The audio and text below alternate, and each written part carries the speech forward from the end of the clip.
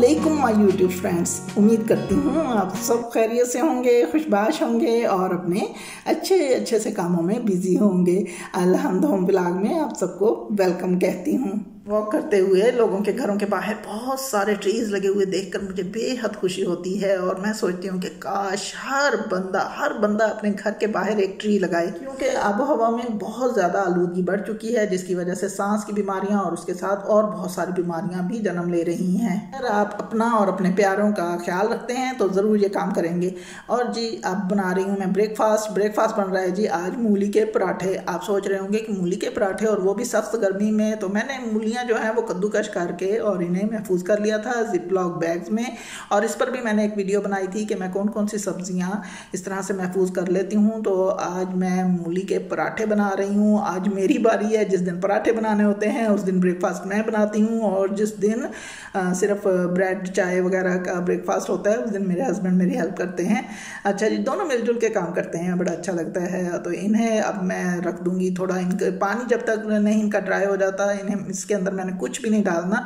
और ये जो मैं चीज़ें पीस रही हूँ, ये मैं पीस रही हूँ जी, मैंने साथ ही दोपहर के या रात के खाने के लिए भी साथ ही मैं काम करना शुरू कर देती हूँ। तो देखिए जी अभी भी इसके अंदर पानी है और वो बुड़ कर रहा है, तो जब तक ये ड्राई नहीं हो जाएगा इसको मैं इसी तरह से पकाती रहूँगी, कोई चीज़ नहीं डालूंगी, एंड में डालूंगी। आज की व्लॉग यानी आज की वीडियो का खास तौर पर टॉपिक है कि बर्तनों को हम किस तरह से नया सा बना के रख सकते हैं। तो वो हैं जी बर्तन जो होंगे वो होंगे मेलामाइन के या फिर सिरेमिक के होंगे, जिन्हें हम चीनी के बर्तन कहते हैं, या फिर मार्बल के बर्तन भी हो सकते हैं। तो ये बहुत ही अच्छी सी मैं टिप्स बताने वाली हूँ कि आज के बाद आपके घर में चाहे कितने भी पुराने बर्तन होंगे वो पुराने नहीं रहेंगे, बिल्कुल नए हो जाएंगे। अब मैं यहाँ पर ये बताना चाहूँगी कि जब भी मैं मूलियों के लिए इस तरह से इस सब्ज़ी को बनाती हूँ तो पहले इनका पानी जो अच्छे से खुश्क करती हूँ, उसके बाद इसमें मसाले वगैरह डालती हूँ। यानी जो भी मैंने इसमें चीज़ें डाली हैं उसमें मैंने नमक, मिर्च, हल्दी, धनिया और इसके अलावा मैंने सब्ज़ मिर्च भी डाली है बारीक करके। इसमें कोई प्याज वगैरह नहीं जाना, कोई लहसुन नहीं जाना। 2 टेबलस्पून ऑयल भी मैंने इसमें डाला है। अच्छे से इसे ड्राई करूँगी, इसमें ज़रा सा भी पानी नहीं रहना चाहिए। और ये देखिए बिल्कुल ये खुश्क हो चुकी है। ऊपर से मैंने थोड़ी सी इसमें कसूरी मेथी भी डाल दी है। और ये देखिए आपके सामने ज़रा सा भी इसमें से कोई ड्रॉप आपको नज़र नहीं आ रहा होगा पानी का, बिल्कुल ड्राई हो चुकी हैं। प्यारे व्यूवर्स, मूलियाँ पकाने का जो तरीका उससे ज़्यादा बेहतर है जब हम मूलियाँ रखते हैं और साथ ही सब कुछ डाल देते हैं, तो उसके और इसके जायके में ज़मीन आसमान का फ़र्क होता है। पराठों का जायका बिल्कुल मुनफरिद होता है। तो इसके साथ ही अब मैं पराठे बनाने लगी हूँ, क्योंकि ब्रेकफास्ट बनाकर मैंने और बहुत सारे काम करने हैं और आपके साथ भी शेयर करने हैं।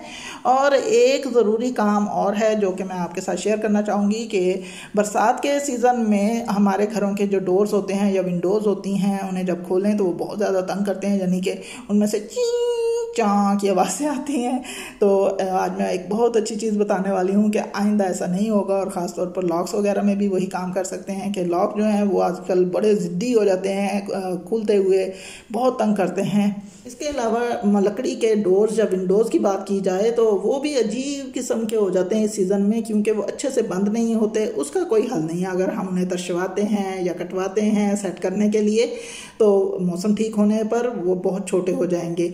जैसे ही मौसम चेंज होगा उन्होंने खुद ब खुद ही ठीक हो जाना है, इसलिए हमें थोड़ा बर्दाश्त करना पड़ेगा। थोड़े दिन उन्हें बर्दाश्त कर लें और बस अपने तरीके से खोल लें और बंद कर लें। व्यूअर्स, इसके अलावा एक बहुत ही ज़रूरी चीज़ जो कि पराठों के साथ होती है, आज उसकी रेसिपी भी शेयर करूंगी, और वो होगी जी पुदीने की चटनी। बहुत ही मज़े की बनती है, आपको यकीनन जैसे अगर आप बनाएंगे तो आपको बहुत ही मज़े की लगेगी।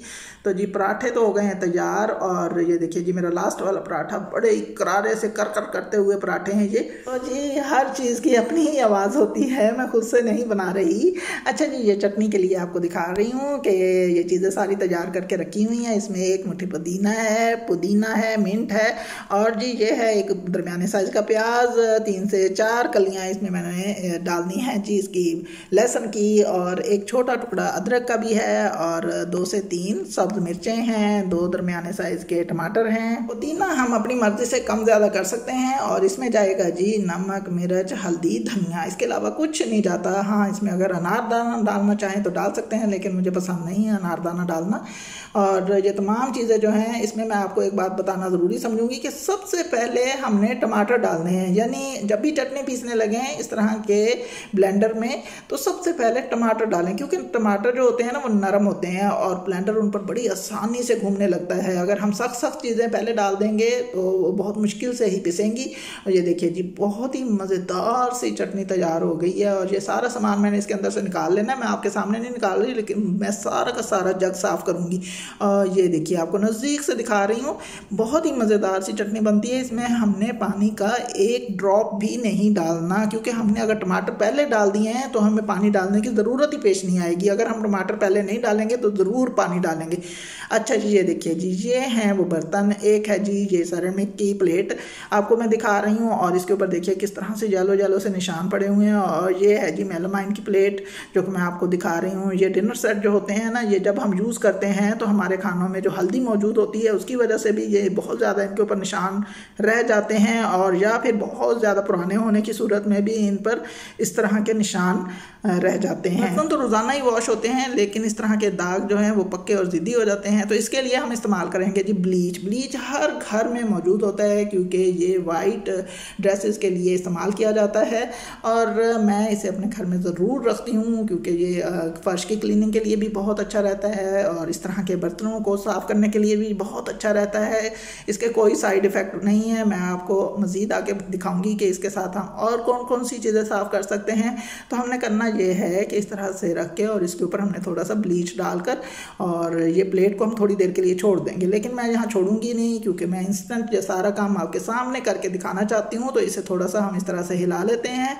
जैसा कि आपको मालूम है कि प्लास्टिक के बर्तनों पर हल्दी बहुत ज़िद्दी तरीके से लग जाती है। हम जितनी भी कोशिश कर लें वो नहीं उतरती। बर्तन वैसे नीट एंड क्लीन हो जाएगा, लेकिन वो हल्दी वाले दाग बिल्कुल भी नहीं जाते, ख़ास तौर पर इन जगहों पर। ये देखिए, आपको मैं दिखा रही हूँ, और ये हमारी चीनी के बर्तन हैं। अगर हम इन्हें इस तरीके से थोड़ा सा ब्लीच लगा कर और थोड़ी देर के लिए रख दें तो ये बहुत आसानी से साफ़ हो सकती हैं। लेकिन मैं आपके सामने करके दिखा रही हूँ, अगर हम 2-3 मिनट इसी तरह से इसे रब करते रहें तो ये फ़ौरन अभी भी बहुत जल्दी साफ़ हो जाएंगी। प्यारे व्यूवर्स, यहाँ पर एक बात बताना आपको ज़रूरी समझूंगी कि जब आप ब्लीच से कोई भी काम कर रहे हो तो आपने कोई रफ सा ड्रेस पहनना है, क्योंकि इसका एक ड्रॉप भी आपके किसी ड्रेस पर कहीं आकर बैठ गया तो वहाँ से रंग उड़ जाएगा, यानी कपड़े का कलर जो है वो ख़राब हो सकता है। ब्लीच के कमाल से आपका डिनर सेट इस तरह हो जाएगा कि आपके घर में आने वाले लोग ज़रूर पूछेंगे कि कितने का लिया है ये और कहाँ से लिया है।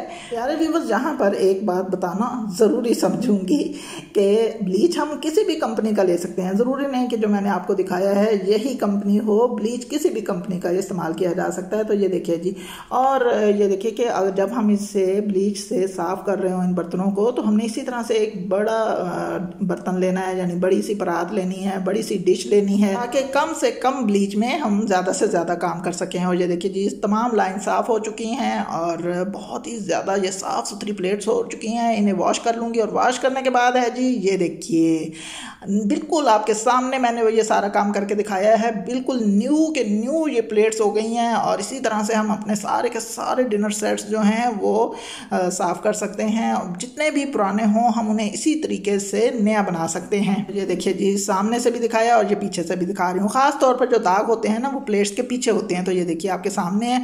इसके अलावा ये देखिए, ये है मशीन, ये आपके सामने है, किस कदर येलो सी हुई है। तो इसको भी हम इसी से ही क्लीन करेंगे, और आप देखकर हैरान रह जाएंगे कि ये वही वाली मशीन है। तो आपके सामने मैं थोड़ा सा ब्लीच इसके अंदर ही डाल दूंगी, क्योंकि इसके अंदर जो है वो हमें ज़रूरत है यहाँ पर डालने की। यहाँ पर डालकर अगर नीचे गिरेगा भी तो वो परात में ही गिरेगा, वहीं से उठा के हम दोबारा यूज़ करेंगे। किचन में बहुत सी ऐसी चीज़ें होती हैं जो कि इसी स्टफ़ से होती हैं, तो उनको हम ब्लीच से साफ़ कर सकते हैं। मैं दोबारा से रिपीट करूँगी कि हमने ड्रेस जो है वो कोई पुराना सा पहनना है, क्योंकि ये ब्लीच जो है हमारे ड्रेसेस को ख़राब कर सकता है। तो ये देखिए जी, ये जगह जो होती हैं ये ब्रश के साथ साफ़ होने वाली होती हैं, हमने करनी ब्लीच से ही साफ़ है। इस वक्त हम और कोई चीज़ यूज़ नहीं कर रहे। ब्लीच से साफ़ करने के बाद हम डिश वॉश से अच्छे से वॉश कर लेंगे पानी के साथ। और जी ये देखिए आपके सामने है, बिल्कुल नया सा हो गया। और ये है जी इसी का एक और पार्ट, और आप देख सकते हैं कि वो क्या चीज़ है और ये क्या चीज़ है।